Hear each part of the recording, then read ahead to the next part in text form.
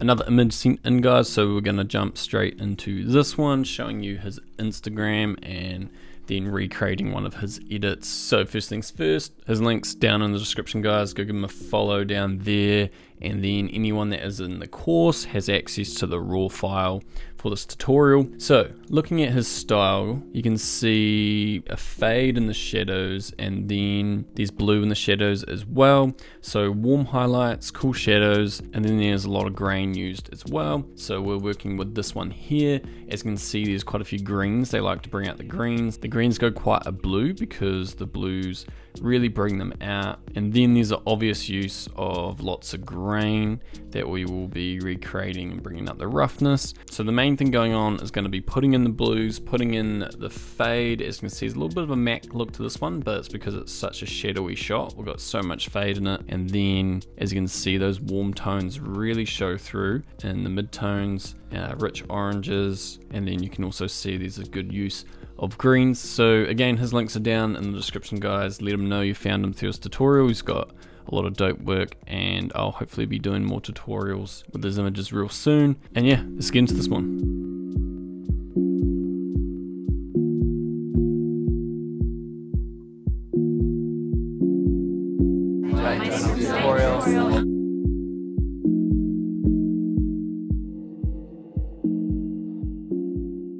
Alright, so turning this image here into this one over here. This one's a screenshot from his Instagram. Over here, raw image, we've got 2.8, probably just the lowest aperture he could go. Gets a little bit of depth of field going on. 47mm, punch in a wee bit on the subject, and then ISO 100, because he's got plenty of light at 2.8, a shutter of 200. Nothing major going on in the settings up here, but for white balance, you can see just like how many blues we have in the image. We have a lot of blues. So let's add in way more warm tones. You can really see his image way more warm tones. So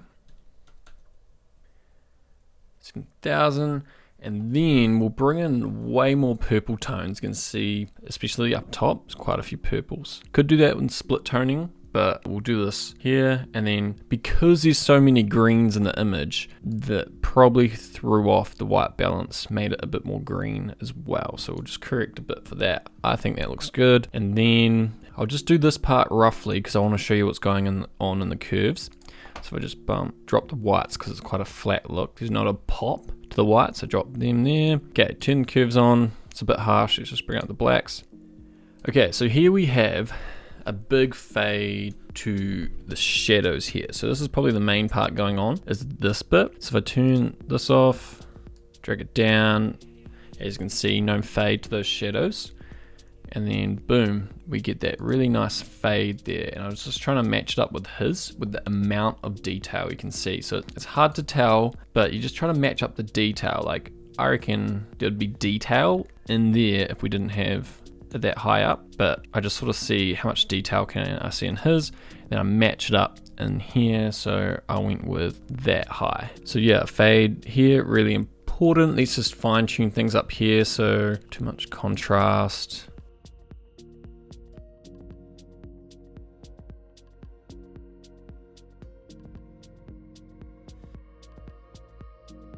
Okay, so we got way more colors now. His is quite dull and looks quite cinematic. So I'm just gonna drop the vibrance down. It takes out a lot of that color and the pop to it. Saturation down a bit as well. And then I was thinking just to bring out the haze even more, I might bring up the haze because that's quite a unique look to this image, is the amount of haze going on in the original shot. Looks really nice. Okay, so we're looking pretty good so far, coming down.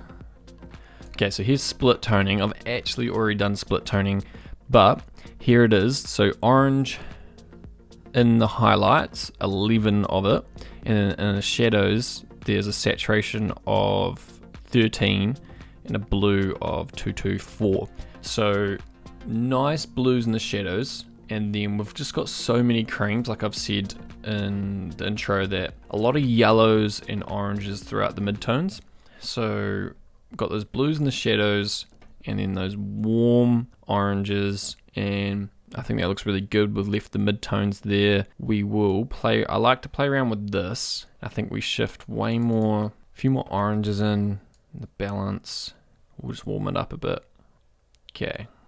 Down here in calibration, I think I just wanted to bring in a few more purples. So I was just playing around with this, and I think I'll just leave it there. Up here in HSL, this is where we're gonna pretty much fine tune everything. So, playing around with this, we don't want too many reds. Let's go this way. Oranges. So we're adding in like lots of yellows in that. So I might keep the oranges quite orange, otherwise they'll look too yellow. And then the yellows, I kind of like the tone we're getting. Keep them there. Saturation. So this style kind of has a lot of oranges, yellows. Then let's bring down these greens.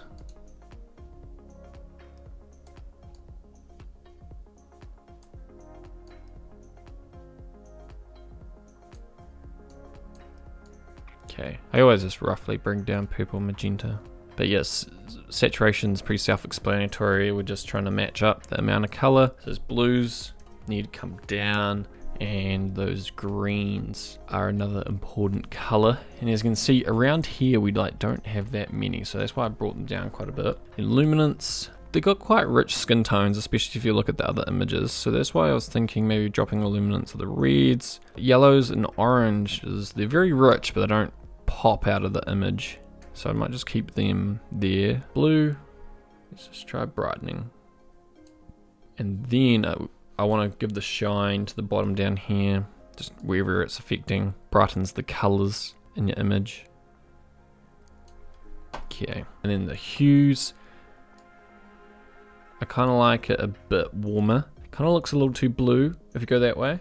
And then this way, I think looks a bit more like his. And then the blues, introduce more purples or greens. I think we need to go purples because we've already got so many greens. Purple, especially if you keep an eye on this horse, it's holding a lot of purples in it. I want to go this way, looks way more like his. Okay, and one thing we need to do is I've placed some brushes already, and we're just gonna brighten the subject a bit more. And this one down here. Okay, that might do. And then we obviously want lots of grain for that texture, so we'll come right down. Lift it right up. 38, we'll increase the size a bit. And then let's do some roughness. So roughness makes it really stand out more. So let's go with that. And then coming up, I won't touch profile corrections because I want that vignette around it. Okay, so for sharpening, I'm gonna sharpen quite a bit just because I think it does have that quite crispy look. Radius, as you can see, that really sharpens it if you put the radius up. Might try like that, and then detail. Drop the detail to keep it looking kind of a bit more natural, yet very crispy. And yeah, won't touch denoise or color noise. And we are done. So the main thing going on was those shadows down here. I forgot to show you guys the color curves. So if we just go bang, bang. Now, this is pretty important, but earlier on I went over how they have greens. A lot of greens is probably the main color that really comes through, and those warm tones as well. So greens and the mid-tones popping through, reds and blues, slightly more blues, and then we get a lot of the warmth. Like they've got quite a warm look, but we're adding in a lot of blues in the curves. Well, that's just because we're adding in so much down here. In the highlights, we get plenty of warmth from 11 saturation of a nice rich orange. So I sort of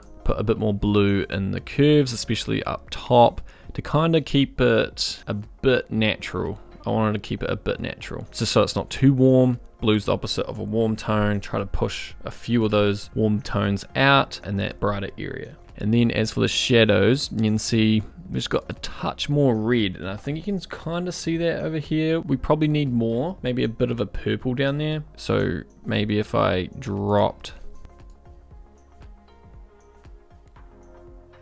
32, Yeah, maybe if I drop down to 32, you can see how we just introduce a few more purples. Yeah, so that's it, color channels.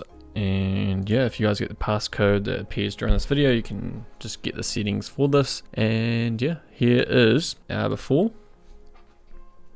and after.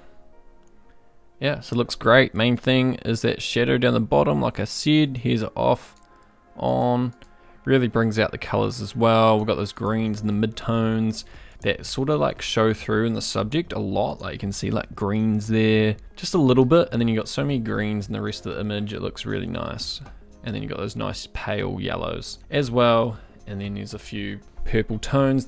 There's a bit of light coming from the left side here, so maybe he's done something like this, possibly. You gotta invert it.